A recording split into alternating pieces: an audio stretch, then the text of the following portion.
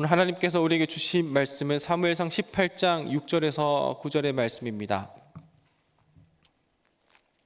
사무엘상 18장 6절에서 9절입니다.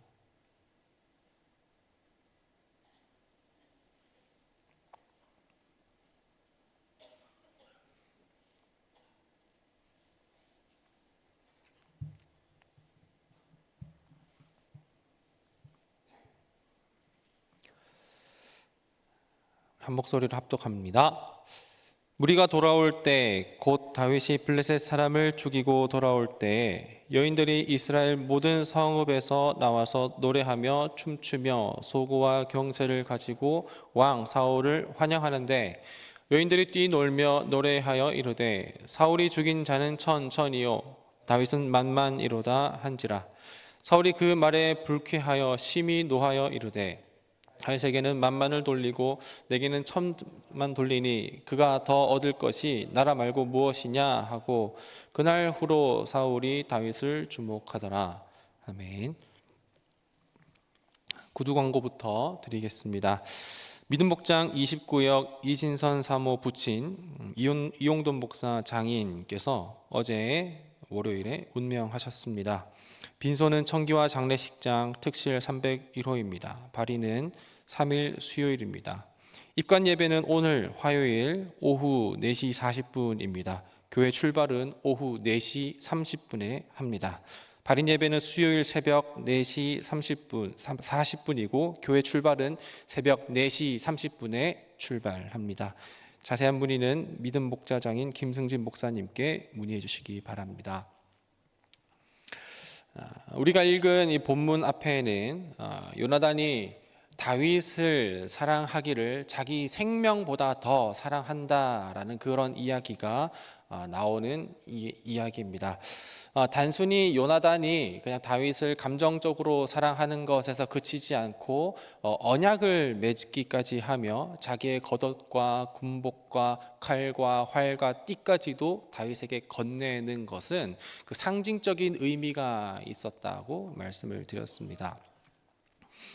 그렇게 사무엘상 18장 1절부터 4절까지 그런 이야기가 있은 후에 오늘 우리가 6절부터 9절을 읽고 있는데 사무엘서에서 그렇게 그 사랑하는 이야기가 나온 이후에 대해서 또 다른 또 반전적인 모습이 나오는 게 오늘 본문입니다.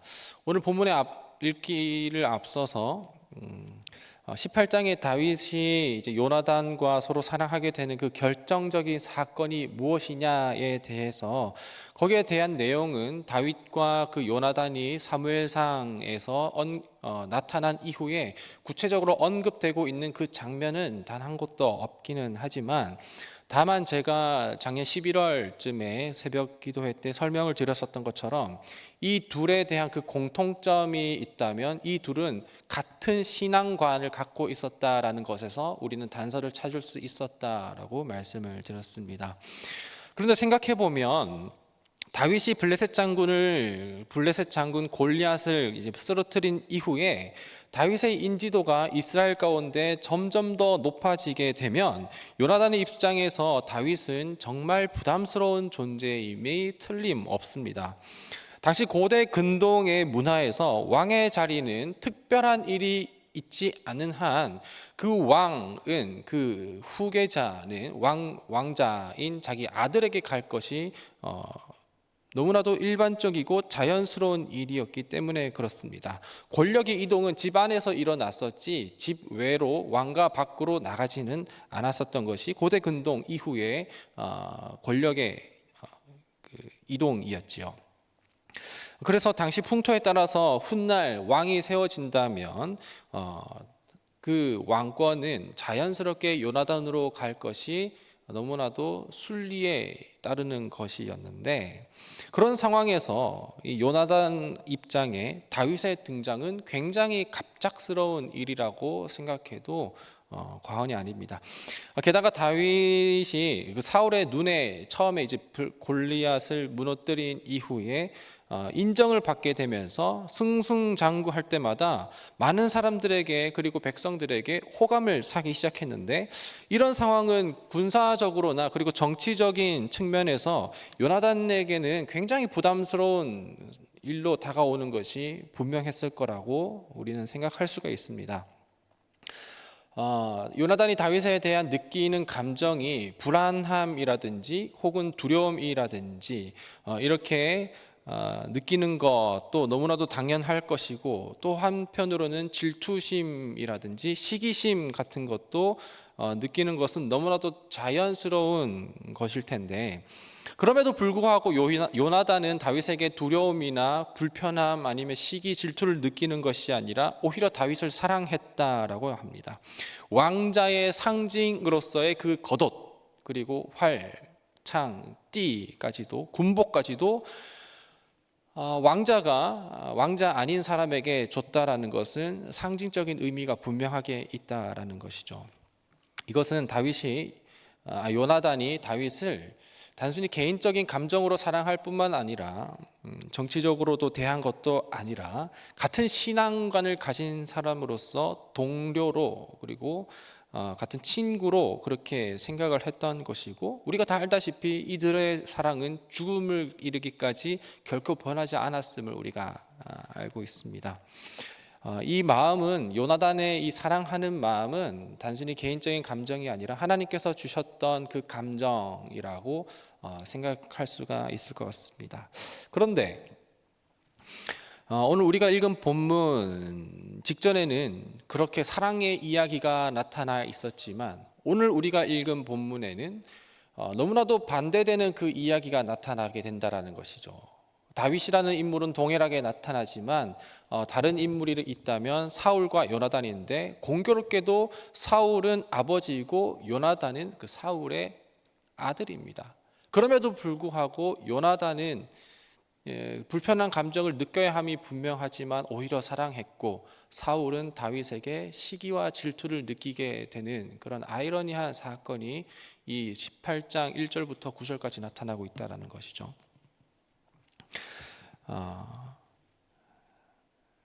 오늘 본문의 시기는 아마도 다윗이 장수로서 그리고 장군으로서 전투를 하고 이제 복귀하는 그 길로 우리가 추측을 할 수가 있을 것 같습니다. 읽지는 않았지만 바로 앞절인 5절을 보면 알 수가 있는데, 다윗은 사울이 보내는 곳마다 지혜롭게 행하였기 때문에 사울이 다윗을 군대장으로 삼았고, 온 백성들과 사울의 신하들도 그 사울의 그 판단에 합당하다고 생각을 했었다라는 것이죠. 그렇게 다윗과 사울은 이제 블레셋과의 전투를 마치고 복귀하고 있는데, 전쟁을 마치고 승리하며 돌아오는 그 군사들을 향하여서 여인들은 노래하며 춤추며 소고와 경쇠를 울리며 사울 왕을 환영하였다고 이야기를 하고 있습니다. 환영하면서 하는 말이 있었는데, 환영하면서 이 여인들이 부르던 노래가 있는데, 이 노래의 가사는 이렇습니다. 사울이 죽인 자는 천천히요 다윗은 만만이로다. 그 많은 주석가들 가운데 일치하는 이야기가 있다면 그것은 무엇이냐면, 이 환영의 노래가 사울은 천천히요 다윗은 만만이로다라고 했을 때 이 만만, 이 주인공인 다윗을 부각시키기 위하여서 했었던 노래가 아니라는 것이 다수의 주석가들의 의견입니다.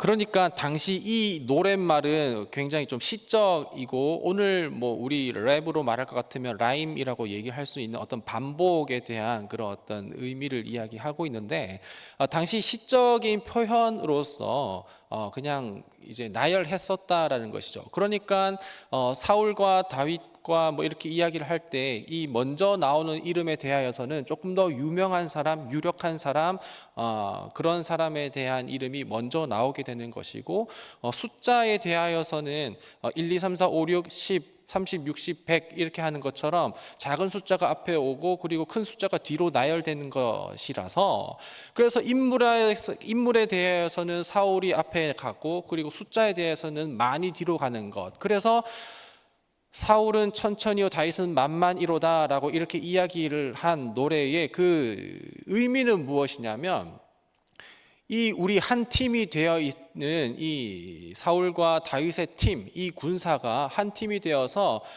우리의 적군인 블레셋과 싸워서 이겼다라고 하는, 그러니까 그야말로 그냥 전쟁의 승리에 대한 그 축하의 노래였다라는 것이죠.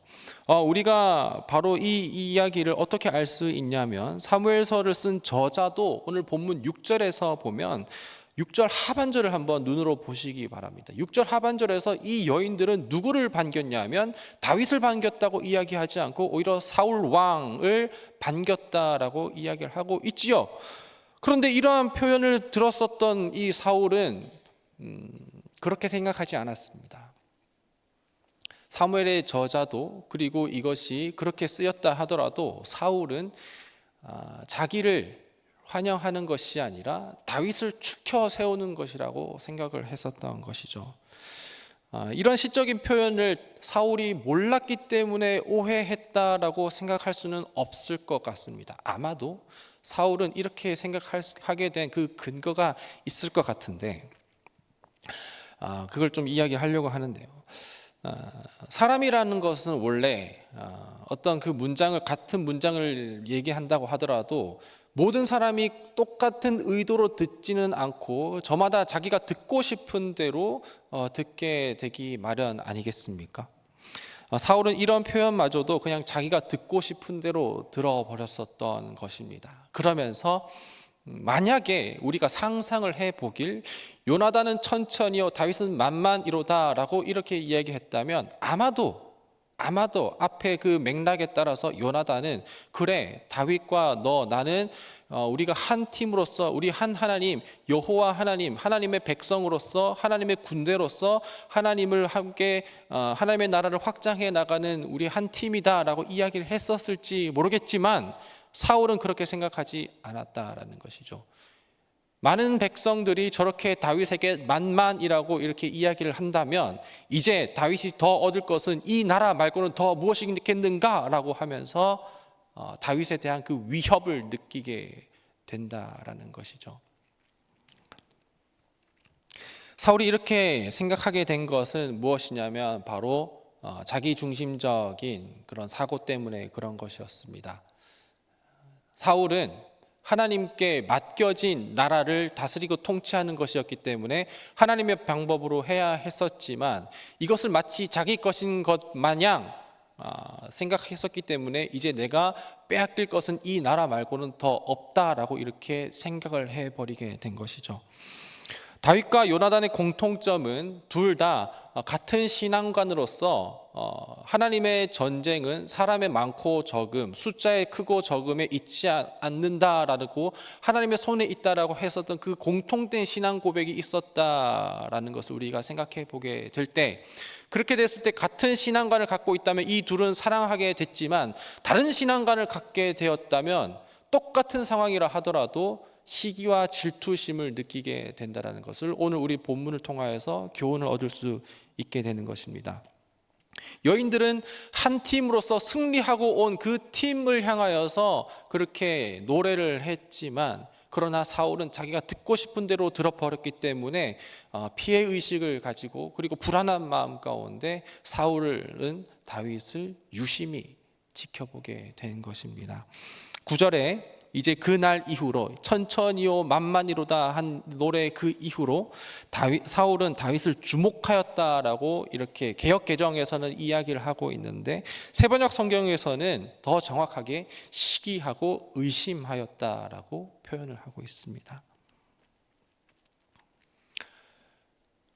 우리는 같이 더불어 살아가는 이 공동체 가운데 함께 사랑하고 있습니까? 사랑하지 못합니까?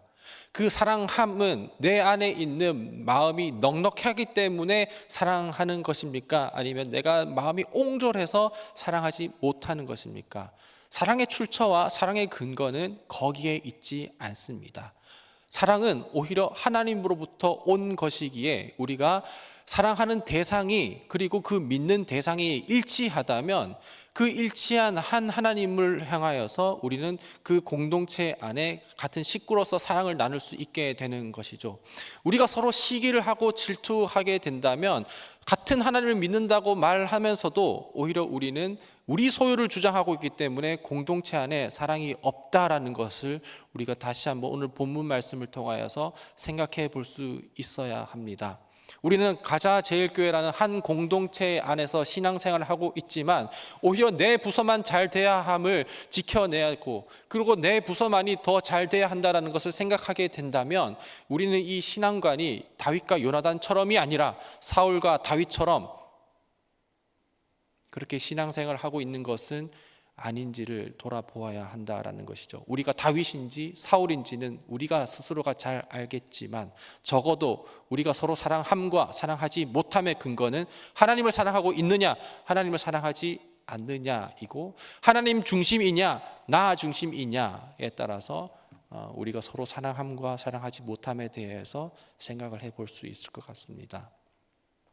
오늘 하루를 살아갈 때에 우리 주변에 너무나도 많이 위협을 느끼고 또 같은 공동체 내에서도 어려움을 겪고 있는 그런 관계가 있겠는데 내 마음이 내 중심인지 아니면 하나님 중심인지를 생각해 보며 다른 어떤 말에도 오해라기보다는 그 말을 가지고서 하나님 앞에 생각을 해보고 내 공동체로서 하나님의 의해 사랑을 나눌 수 있는 우리 모든 가자제일교회 식구들이 될 수 있기를 간절히 소망합니다. 기도하겠습니다. 하나님, 오늘 이 새벽에 나와서 사무엘상 18장의 이야기를 통해 사울과 다윗의 모습을 봅니다. 사울은 다윗을 향하여서 그렇게 시기와 질투를 느꼈지만 성경의 저자도 그리고 여인들도 그런 의도로 이야기한 것은 아니었습니다. 우리는 괜히 나 중심과 나 중심의 사고방식을 통하여서 다른 사람들을 불편해하고 시기하고 있었던 적은 없었는지 돌아보게 됩니다. 우리가 사랑할 수 있는 것 그리고 그 사랑이 영원할 수 있는 것은 하나님을 향한 그 믿음이 일치할 때인 것이고 우리가 혹시 남을 시기하고 두려워하고 미워한다면 나 중심의 신앙생활을 하고 있었던 것은 아닌지를 생각해 보게 됩니다. 하나님 앞에 다시 한번 서게 하여 주시고 우리 주변을 보기보다 먼저 하나님을 본 후에 다시 우리 주변을 살펴볼 수 있는 그런 넉넉한 믿음과 신앙의 생활이 우리 가운데 있게 하여 주시옵소서. 오늘 하루도 그렇게 인도해 주실 것을 믿습니다. 이 예배 자리 가운데 나올 때 빈 마음과 빈 손으로 나오지 않고 주님 앞에 정성껏 드린 이 예물이 있습니다. 이 예물 하나님께 드릴 때에 하나님께 간절한 기도 제목으로 드린 그 손길이 있는데 하나님께서 기억하여 주시고 그 마음 가운데 그 손길 가운데 그가 걸어가는 그 발걸음 가운데 하나님께서 함께하여 주시고 지켜 주시옵소서. 모든 은혜에 감사를 드렸고 거룩하신 예수님의 이름으로 기도드립니다. 아멘. 하늘에 계신 우리의 아버지의 이름을 거룩하게 하시며 아버지의 나라가 오게 하시며 아버지의 뜻이 하늘에서와 같이 땅에서도 이루어지게 하소서. 오늘 우리에게 일용할 양식을 주시고 우리가 우리에게 잘못한 사람을 용서하여 준 것 같이 우리 죄를 용서하여 주시고 우리를 시험에 빠지지 않게 하시고 악에서 구하소서. 나라와 권능과 영광이 영원히 아버지의 것입니다. 아멘. 말씀 기억하며 함께 통성으로 기도하시겠습니다.